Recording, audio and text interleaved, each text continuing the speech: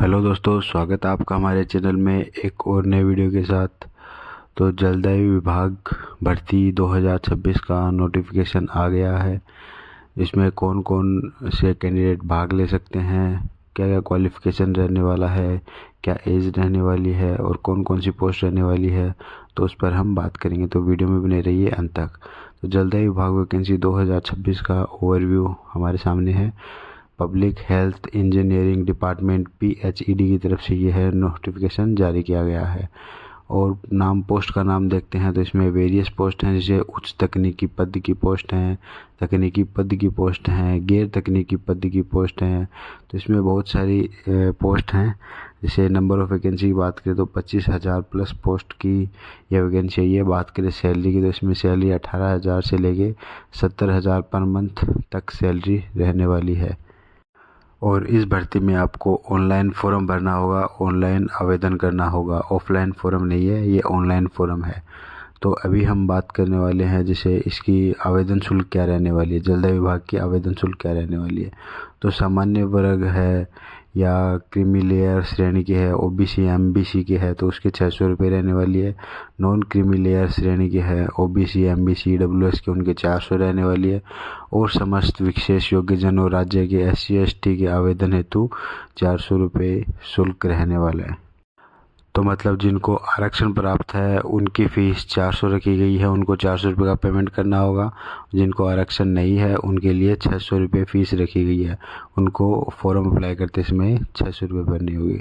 तो जलदायु विभाग भर्ती के अंदर आयु सीमा की बात करें, क्या क्या आयु सीमा रहने वाली है, तो इसके अंदर मिनिमम आयु सीमा 18 वर्ष रहने वाली है और अधिकतम आयु सीमा इसमें 40 वर्ष रहने वाली है।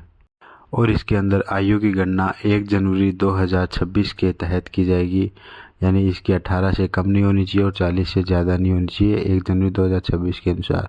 और OBC कैटेगरी में 3 साल का एज रिलैक्सेशन दिया गया है और SC और ST के अंदर 5 साल का एज रिलैक्सेशन दिया गया है। तो अभी जैसे बात करते हैं इसके अंदर शैक्षणिक योग्यता क्वालिफ़िकेशन क्या क्या रहने वाली है। तो इसके अंदर जैसे सबसे पहले पद है उच्च तकनीकी पद है, जिसमें JN है, IN है और तकनीकी सहायक रहने वाले हैं। उनके लिए क्वालिफ़िकेशन इंजीनियरिंग में डिग्री या डिप्लोमा अनिवार्य रहने वाला है, वो कंपलसरी रहने वाला है। और तकनीकी पदों के लिए जैसे पंप ड्राइवर है, इलेक्ट्रीशियन है, फिटर है, और उनके लिए क्वालिफ़िकेशन 10वीं पास रहने वाला है। प्लस उनके साथ संबंधित ट्रेड में ITI का सर्टिफिकेट होना कंपलसरी है। बिना ITI के सर्टिफिकेट के उनको तकनीकी पदों में जॉब नहीं दी जाएगी। और बात करते हैं जैसे गैर तकनीकी पद में क्या रहने वाला है, जैसे मीटर रीडर है, लिपि के सहायक है, तो उनके लिए 10वीं पास, 12वीं पास या स्नातक जिन्होंने ग्रेजुएशन किया है वो इस फॉर्म के लिए अप्लाई कर सकते हैं। और इसके लिए आपको कोई एक्सपीरियंस की ज़रूरत नहीं होगी, आप इसके लिए फॉर्म के लिए अप्लाई कर सकते हैं।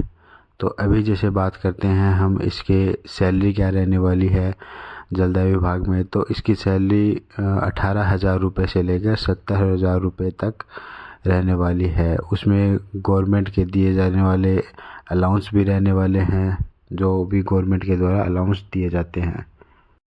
और इसके साथ में सभी सरकारी सुविधा का भी आपको लाभ मिलेगा। तो अभी हम बात करते हैं जैसे जलदायु विभाग में PHED में ज़रूरी दस्तावेज़ क्या क्या रहने वाले हैं।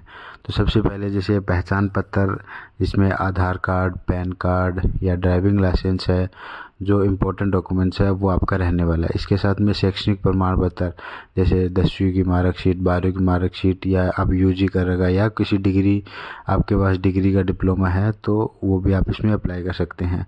और इसके साथ में से जाति का प्रमाण पत्र, अस्थायी प्रमाण पत्र अगर आपके पास है तो आप भी लगा सकते हैं। फ़ोटो और हस्ताक्षर की स्कैन कॉपी और साथ में SSO ID, और उसके साथ में मोबाइल नंबर और ईमेल ID भी सबसे ज़रूरी दस्तावेज़ रहने वाले हैं। और अगर आपके पास ये सभी डॉक्यूमेंट्स है तो आप जल विभाग की भर्ती के अंदर अपना फॉर्म भर सकते हैं और उसके अंदर अप्लाई कर सकते हैं। तो अभी हम बात करते हैं जल विभाग में ऑनलाइन अप्लाई कैसे करें। तो ऑनलाइन फॉर्म अप्लाई करने की आपको स्टेप बाय स्टेप प्रोसेस बता रहा हूँ, तो इसमें बने रहिए। तो PHED की ऑफिशियल वेबसाइट पर सबसे पहले आपको विज़िट करना है और वहाँ पर आपको लॉगिन का लिंक मिलेगा। सबसे पहले आपको उस पर टैप करना है और उस पर सबसे पहले आपको लॉगिन करना है। और रजिस्ट्रेशन का जो प्रोसेस होता है वो सबसे पहले आपको कंप्लीट करना है। तो उसके बाद में बात करें तो आपको शिक्षा की अपनी सारी जानकारी उसके अंदर देनी है, अपनी व्यक्तिगत उसके अंदर जानकारी देनी है, पर्सनल डिटेल उसके अंदर फिल करनी है। और उसके बाद में बात करें तो उसमें क्वालिफ़िकेशन डिटेल्स मांगी जाएगी। उसके अंदर आपकी मार्कशीट, आपका पता, आपकी फ़ोटो, हस्ताक्षर, आईडी प्रूफ, आधार कार्ड, पैन कार्ड, आपके पास जितने भी डॉक्यूमेंट्स हैं उसके अंदर सारे अपलोड करने होंगे। और उसके बाद में नेक्स्ट स्टेप आता है, आवेदन करने से पहले अपने भरी हुई जानकारी का पूर्वावलोकन कर ले, प्रीव्यू कर ले। उसके बाद अभ्यर्थी आवेदन फॉर्म में मांगी गई जानकारी भर दे। सभी जानकारी दर्ज करने के बाद आवेदन फॉर्म सबमिट करे और उसके बाद आवेदन का एक प्रिंट आउट अपने पास रख ले, तो भविष्य के लिए आपके काम आएगा। मतलब आपकी चयन प्रक्रिया में, आपकी सिलेक्शन प्रोसेस में वो सबसे इम्पोर्टेंट रहने वाला है। तो चलिए अभी हम बात करते हैं सिलेक्शन प्रोसेस कैसे रहने वाला है और सिलेक्शन प्रोसेस में किन किन बातों का ध्यान रखना है। तो चलिए बात करते हैं सिलेक्शन प्रोसेस। सबसे पहले आपको लिखित परीक्षा आयोजित की जाएगी। उसके बाद सफल अभ्यर्थियों का स्किल टेस्ट होगा, डॉक्यूमेंट वेरिफिकेशन होगा और अंतिम चरण में मेडिकल टेस्ट के बाद फाइनल चयन किया जाएगा। फाइनल लिस्ट के आधार पर चयन किया जाएगा। और ये सभी पदों के लिए नहीं रहने वाला है। कुछ पदों के लिए आपके पास इसमें एक्सपीरियंस भी मांगा जा सकता है, अनुभव भी मांगा जा सकता है और कुछ पदों के लिए योग्यता भी मांगी जा सकती है। और अगर आप भी 10वीं पास, 12वीं पास या ग्रेजुएशन पास है तो इस भर्ती में आप ज़रूर आवेदन कर सकते हैं। तो वीडियो में बने रहने के लिए धन्यवाद। ऐसे ही वीडियो देखने के लिए चैनल को लाइक करें, शेयर करें, सब्सक्राइब करें। धन्यवाद।